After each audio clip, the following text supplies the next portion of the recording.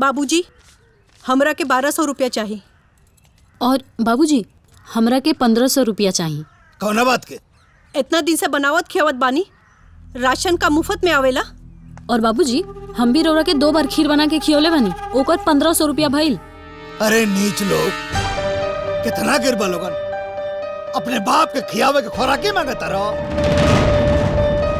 अब कहो मुझल को, तोहार खीर कितनी महंगी हो गई लो? हाँ? काहे? ई कोनो धर्मशाला ना हो कि लोग राशन दान करता और सबके खाता। और सामान खरीदे में पैसा लगेला। जब एक में राशन तो राशन पताई सामान के लेके आवत रहला? ता हमार मरद भी रउआ के कमा के देत रहले ना। देर होता हद में रहा लोगन। हम अपन हद में है बाबूजी। अब तो बंटवारा हो गइल बा, न केहू अपन न केहू बेगाना। रउआ खाई चाउर और हम खाई चना।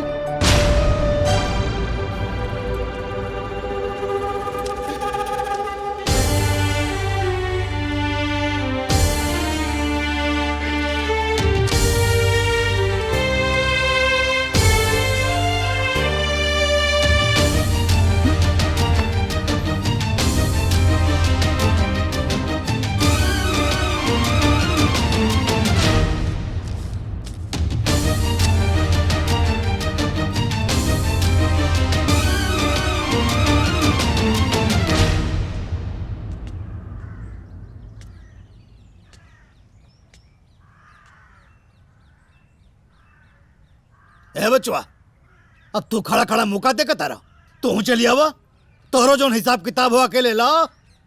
अरे आवा ना बचवा, आवा हो।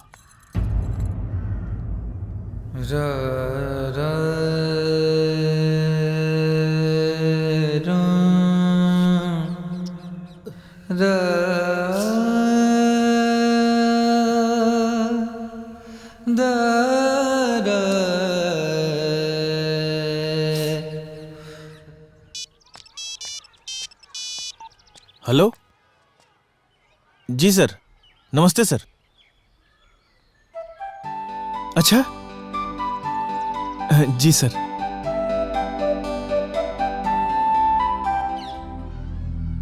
ठीक है सर। जी सर, नमस्ते सर।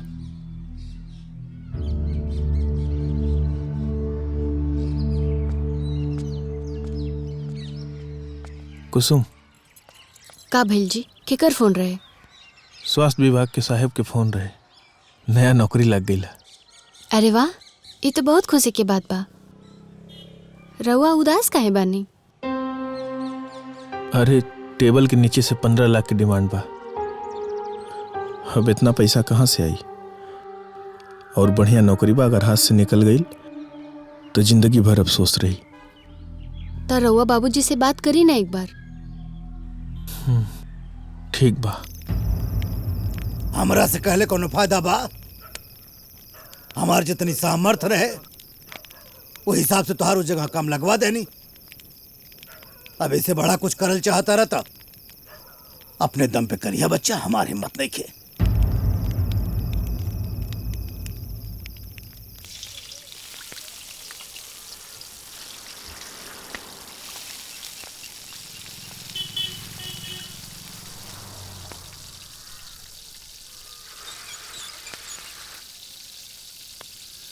भैया, का मोहन?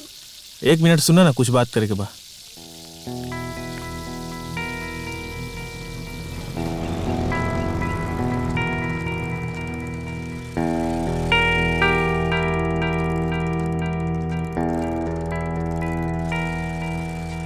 बताओ मोहन, का बात बा? भैया बतावे के यह रहल है कि बंटवारा के बाद जौन तुम लोग के हाल भइल बा वो बहुत ही बुरा बा। अरे 100-200 रुपया कमा के जिंदगी में का होखे वाला बा? लोग घर किनता, गाड़ी किनता, तो अन्य लोग के नहीं लगत कि हमनियों की जिंदगी में कुछ करे के चाहिए। लगिए के का करी, जौन किस्मत में बा वो बा। अरे किस्मत में और भी बहुत कुछ लिखल बा भैया। का लिखल बा? सांझी की छत पे मिला लोग, फिर बताई। हम रउआ लोग के ऐसे बोलैनी है कि परिवार वाला बात बा तो सबके पता रही तो अच्छा बा, सबके बतावल जरूरी बा। बाबूजी के नाम से 50 लाख के इंश्योरेंस बा। 50 लाख? 50 लाख? 50 लाख? 50 लाख? देखनी बुढ़ऊ, रउआ के खून पसीना के कमाई ले जाके 50 लाख रुपया जमा कइले बा। अच्छा ये बाबू, ये बताई ना, ये पैसा मिली कैसे? अरे भाभी, इंश्योरेंस के पैसा या तो पुजला के बाद मिलेला या तो आदमी के मुअला के बाद मिलेला। हाँ, एक काम कियल जाई, आजे बाबूजी के लटका के फांसी में घर में मुआ दियल जाए। चुप, बुढ़बा कहीं का करे? बाबूजी के इतना मोटा तगड़ा शरीर फांसी पे कैसे लटकी रहे? कहो भैया, अगर बाबूजी के मुंह पे तकिया रख के उनका के मुक्ति दिला दिया जाए तब? देखा भैया, तू हमेशा पंचर साटे वाली बात कहाँ करला हैं? अरे इंश्योरेंस के पैसा जौन होला ना, वो नेचुरल डेथ के बाद मिलेला, आकस्मिक मौत के बाद ना मिलेला। आज जब बाबूजी की आकस्मिक मौत हुई ना, तो पूरा छानबीन हुई, घरे पुलिस आई और सब जानी के जेल में चक्की पीसे की पड़ी। अच्छा बाबू, ये बताई, इकर कोनो उपाय तो हुई ना? उपाय तो बा भाभी, लेकिन तोहन लोग का पैबा? अरे काहे ना करे के, रोरा बताई तो। हाँ बाबू, बतावा, हो जाई। हाँ। भाभी, हमके पता रहे कि तोहन लोग उपाय जरूर पूछबा, यही से उपाय क के लिए आइल बानी। ये देखा, ये बाबूजी के आराम से ऊपर पहुंचावे के असली उपाय। ई का बा? अरे भाभी, स्लो पॉइजन है। Slow poison? अरे भाभी, स्लो पॉइजन है मतलब कि धीरे धीरे आदमी के मुआवे वाला जहर। ई बाबूजी के खाना में, पानी में, नाश्ता में टाइम टू टाइम देवे के होई 2-2 बूंद। ओकरे बाद बाबूजी आराम से ऊपर चल जाई हैं। अब 50 लाख रुपया हमहन का, अब तोहन लोग बड़ बड़ा तो 17 लाख रुपया तोहन लोग का, 16 लाख रुपया हमार। ए बाबू, तोहरे लगे कितना दिमाग बा। यही से कहल जाला कि पढ़ल लिखल लोग भगवान के समान होला। एक मिनट, मान ले कि हमने निकम्मा बानी जा, गरीब भी बानी जा, लेकिन मोहन, बाबू के मरला के ख्याल तोरा दिमाग में कैसे आयल रे? भैया, तू फिर वो पंचर साटे वाली बात कर डाला ना। तू बार बार ही पंचर कहाँ साटाला? अच्छा बतावा, हमारे दिमाग में काहे ना आई? जो ने स्कूल में हमके हेडमास्टर की कुर्सी पे बैठे के सपना रहे, वही स्कूल में बाबूजी हमके झाड़ू मरवावत हूँ, पोछा मरवावत हूँ, खाना बनवावत हूँ, और तो और लड़कन के पोटा भी साफ करवावत हूँ। वो हमरा मेहरारू के सामने कैसे एगो नौकरी का हम व्यवस्था कैनी, तो बस घुसे ना उनके देवे के है, कहत हूँ बिना घुस को तो के होके के तो होग नहीं जो। और वैसे भी अब बाबूजी की जिंदगी के कितना दिन बा? 5 साल 10 साल, इससे ज्यादा ना। उनकर कब्र में तो पैर बा। अब उनके 5-10 साल पहले मरले से तोहन लोग के गरीबी आ हमार बेरोजगारी खत्म होत बा, तो का प्रॉब्लम बा? अरे भाई, ये में कोनो प्रॉब्लम नहीं है। अरे चलत फिरत निकल जाए तो ठीक है न रही। बाकी दी काम बड़ा समझदारी के साथ होके के चाहिए। देखा, ये काम बहुत जिम्मेदारी से होई के चाहिए, कौनो चूक नहीं के होके चाहिए। हाँ। अरे कौनो चूक ना होई। राती में जहर देवे की जिम्मेदारी हमार, और दिन में जहर देवे के जिम्मेदारी हमार। ए भाभी, ए भैया, लेकिन तुम लोग कसम खा कि ये बात कुसुम के पता ना चले कि अरे ना बाबू, ना पता चली बाबू, ना चली ना, ना चली पता। ना पता चली। हाँ देखा, हमके बहुत दिक्कत हो जाई। हेलो, अरे बाबूजी के जहरवा दहलू की ना? अरे हमार रात के बेरा है। ला बात कर। हे भौजी, ओकरा के फोन कर। हाँ, ला बात करा। हेलो हेलो, अरे सोना दहाव जाए कोयला पर छापा, तू नहीं खे चाहता कि हमार दिन दशा बदले। अरे जाना जल्दी, बाबूजी के जहरवा पिलाओ ना। अरे मोरी मैया, हम तो जहर दबे के भुलाइया गए रहनी चाहता नहीं।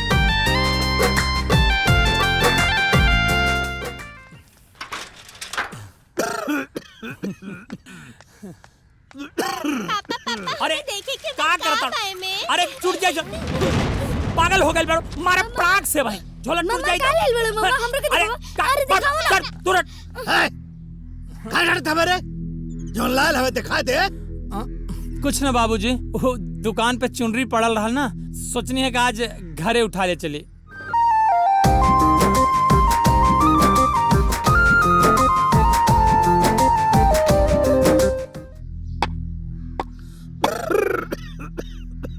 ये का रे बिन सारे हरियर बास कहाँ कटले हो?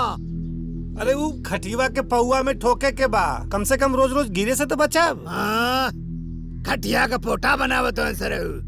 150 रुपया दे दी हो, कहाँ से कि बांस हमार हो, गधा के सारे खटिया बनावत हो। 150 रुपया चाहिए बुढ़ो।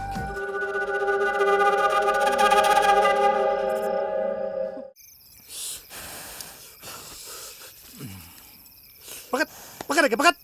काबिल बड़का लिया काबिल ले कहाँ गई?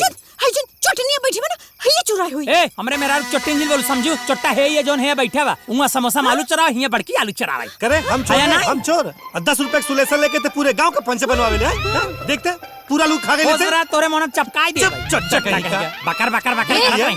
तू चट्टा तोर मेहरारू चट्टी समझ गया। अपन जबानी पे अबे ले थे के मन में फाड़ दे भाई, जब बैठान की। अरे का भलो बे मर्दवा बेईमान आदमी देखा किस भागपुर से मुलट के बोले बे पूरा आलू तो खाई हम गेला। लोगन बेईमान ऊ बड़का आलू हमारा भाई देखा। बड़का बड़का आलू सब हमार रहल, तो हम लोगन के नहीं रहल। नहीं सलारो का हां हमरे नैयर के हत्ता हत्ता आलू भीख में लोगन के दे देहल जाला, बुझलू। तबे तो चिरा के खा गलो। आ तो देखा ये देखा किस भागपुर से मुंह लटका के खात रहे आलू का बरका। एका शांत करा जड़ता भर देवे करे मोह में भाई हम। अरे शांत रहा, तुम लोग लाखपति बने वाला हवा, आइलैंड भुरिया आलू में लटकल वालों हैं। अच्छा ये बतावा, हई छोड़ा आलू काम के बात सुना। बेने बाबूजी मरे वाला हुआ तो कफन तो के लियाओ क्या, ठीक है? अरे हम कफनवा लिया दे बानी। लिया दे लेवा सही में? हां हैं? का बात करत हुआ? पंचर साटा इतना दिमाग कब आ गल हो तो के? 17 लाख के जवन बात बा। सही बात है, कफन ते लिया दे ले हुआ, गाड़ी तू मंगा दे के होगा ना? वो तो ठीक बा, लेकिन लकड़ी का खर्चा तू देबा। ठीक है, लेकिन घाटे जवन डोम के पैसा लगी, आज जवन मुखाग्नि के पैसा लगी, वो तू देबा, ठीक है ना? ठीक बा, पंडित के तू देबा। हाँ और सुना, इस श्राद्ध वाला जोन बा, श्राद्ध वाला, अरे श्राद्ध पुण्य का काम बा, तो उनमें तीनों आदमी मिला जुला के दे दो जी। बाप रे बाप, इतना पैसा कहाँ से आई? सब पैसा खत्म हो गइल बा ना। ए बाबू रो दोनों आदमी कमाता नहीं लोग ना, एगो काम करे ना, सब खर्चा रोरे कर दे, और जब हमनी के 17 लाख रुपया मिली तो हमनी के और वापस कर देम जा। ना भौजी, ना ना ना ना, बंटवारा हो गइल बा। हाँ, बंटवारा के बाद भाई भी पड़ोसी होला, अपन अपन खर्चा डालो, हम ना देब ना। ए तोहरे एहसान ना चाहिए, जाना तानी के बंटवारा हो गइल बा, हम अपन हिस्सा खुद देब। ए तू ये कंगनवा दे तू ना, अरे दे दा। सुना ना, बाबूजी जब मर जाई 17 लाख जोन मिली, उनमें से 3 लाख के तोहार गहनवा बनवा दे। दा, दा। अरे दे दा। इहे तो एगो गहना बचल बाटे, अब पैसों खत्म हो गइल बा, अभी गहना हो जाता। ए भाई देखा, तो हम तोहरे हाथे गिरवी रखत है, ठीक बा? बाबूजी के काल जितना खर्चा लगे सब तो देख लिया, और 17 लाख मिली तो हमें करा के छोड़ा ले। ठीक बा, ये बात भइल न मर्दन वाली, ठीक बा। ए बिटिया, जा देख क्या हुआ, सुतत हैं कि जागत हैं? ठीक बा माई। हाँ।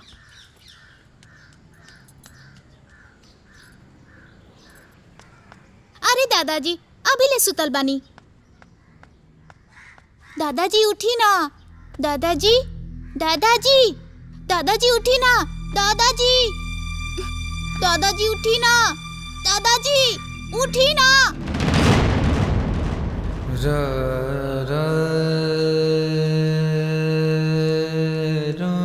माई दादाजी अभी ले सुतल बड़े।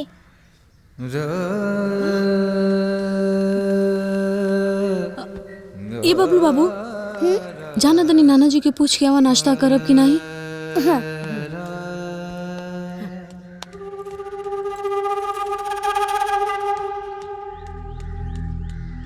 नाना जी, ए नाना उठा ना। नाना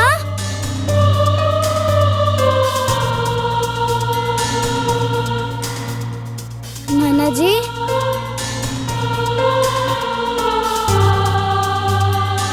नाना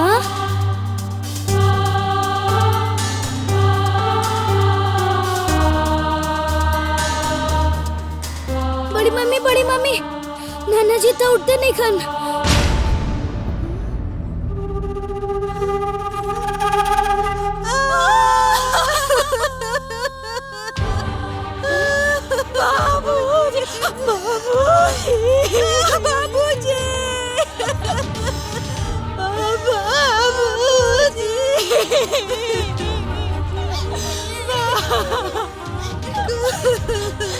कहाँ छोड़ के चल गया है बाबूजी।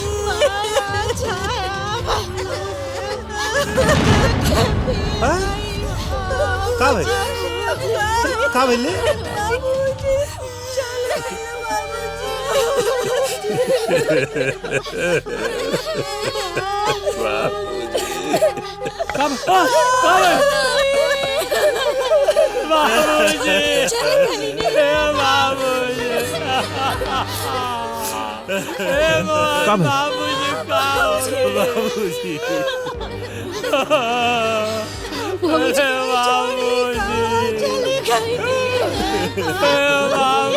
अरे देखा गाँव वाले भैया, अरे बाबूजी हमका सबके छोड़ के चला गए।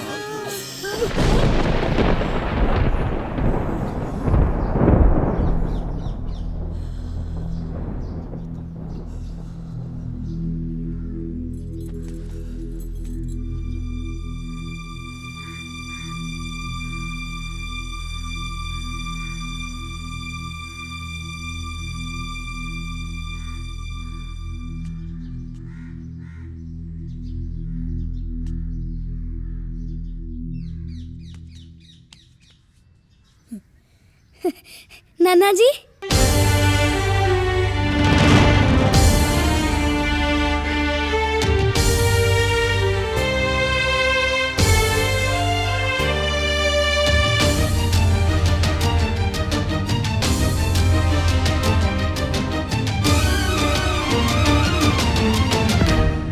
चुप काहे हो गए लुसन?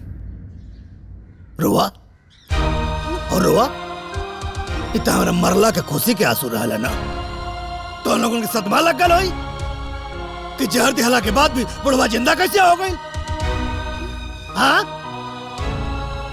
अरे नमक हराम, अरे जौना के तोहने जहर समझत रहला, अरे वो हमार दवाई रहे, दवाई।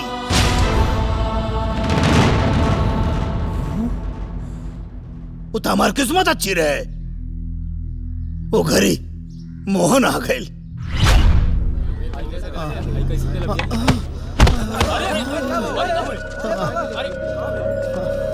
बाबूजी,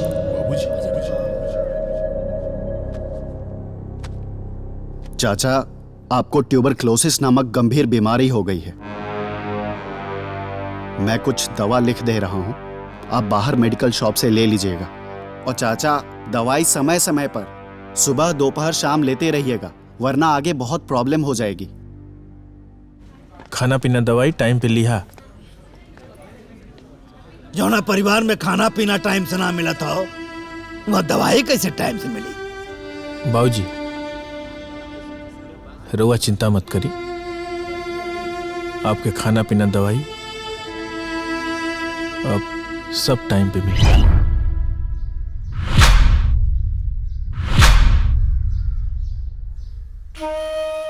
अरे नालायक लोग, पूरा जीवन कमा कमा के तोहनी के पलनी है, तई 50 लाख रुपया के जीवन बीमा कहां से आ जाई? ए पे कभो विचार करला आज तक? खोपड़ी में भूसा भरल तोहनी के ना सोचला एको बार? हाँ? हट!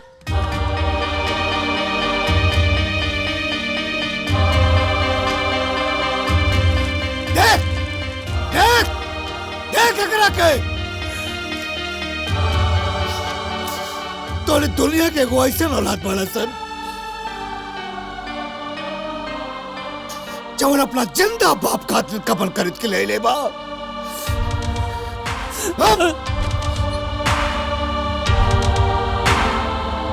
और ताई बाबूजी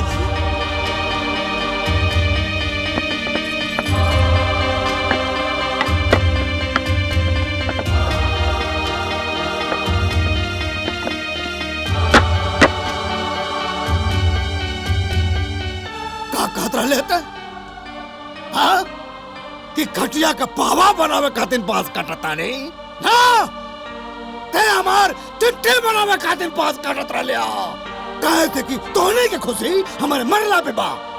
ठीक हो बनाओ ले चिट्ठी बनाओ बनाओ चिट्ठी बनाओ हाँ ले ले बनाओ बनाओ ले चल तोलियम के शमशान घाट ले चल और जला दे हमके जिंदा ताकि तोहने के जीवन में जवन खलल बा वो खत्म हो जाए। ले चल अरे देखत का बड़ा सान ले चल काहे न ले चलता।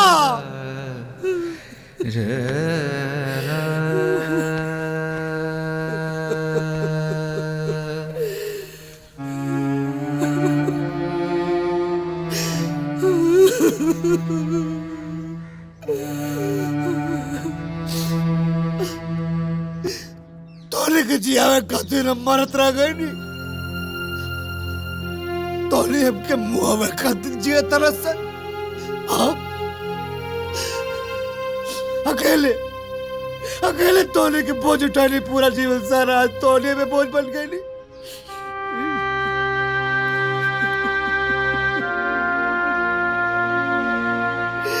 रे स्वार्थी एक बेर भी ना सोच ले कि हम चाहे जिंदा रही चाहे मर जाए आखिर तो नहीं है कि सब कुछ हो।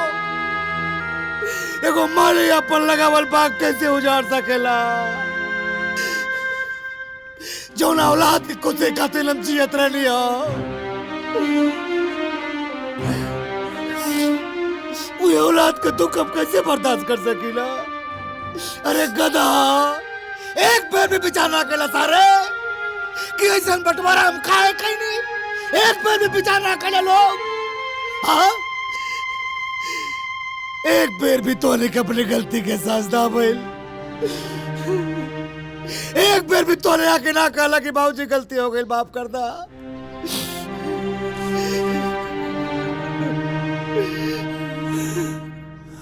प्रभु अब हम क्या उठाला प्रभु हम क्या उठाला ऐसे औलादन के बीच में हम लेके जेल चार के सरदा पूरा करता हम मरल चाहता नहीं प्रभु। बाबूजी माफ करता बाबूजी बाबूजी माफ कर दो हमरा के बाबूजी माफ कर दो बाबूजी बाबूजी ऐसा गलती ना होए बाबूजी माफ कर दो बाबूजी।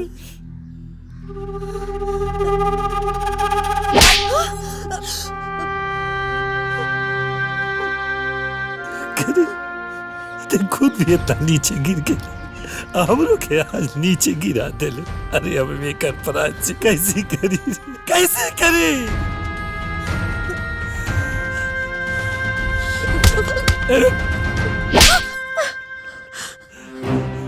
इस सब तोहनी के वजह से भइल बा। हमनी के मति भ्रष्ट करे वाले तू सब बाड़ू। जबले बियाह न भइल रहे तबले हमनी भाई भाई रहेला। अब तोहनी के होता भाई दुश्मन हो जाला।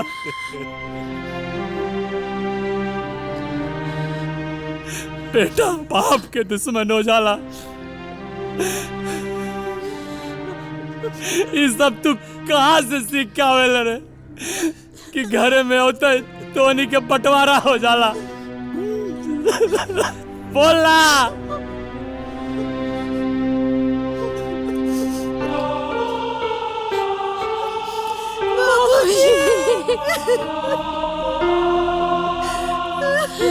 बाबूजी बाबूजी हमने के माफ कर दे बाबूजी। हमरा के माफ कर दे बाबूजी। बहुत बड़ गलती हो गई बाबूजी, बहुत बड़ गलती हो गई। आप ऐसा गलती कब ना हुई बाबूजी, माफ कर दे हमने के। उठे बाबूजी, उठे। माफ कर दे बाबूजी,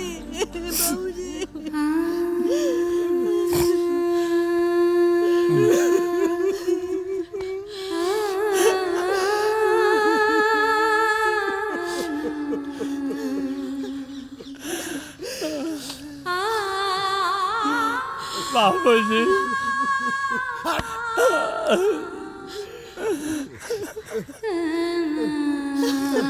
बाबूजी बाबूजी बाबूजी माफ कर दे बाबूजी। आज के बाद कोनो गलती ना करब जा। बाबूजी बाबूजी, अगर लोग अपन गलती मान लेला तो इंसान दुश्मन के भी माफ कर देला, और ये लोग तो आपके अपन औलाद हो। माफ कर देना बाबूजी।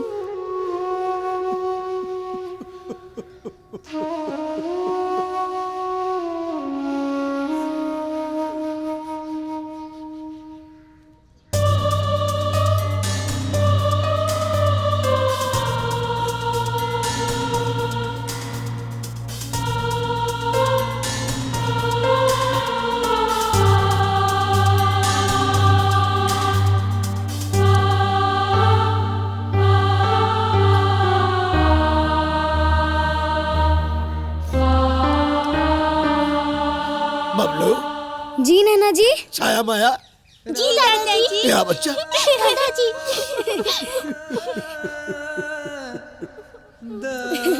आओ चल। चला। भगवान तो लोगन के सद्बुद्धि देस। आपन पसंदीदा फिल्म देखे खातिर डाउनलोड करी दंगल प्ले ऐप।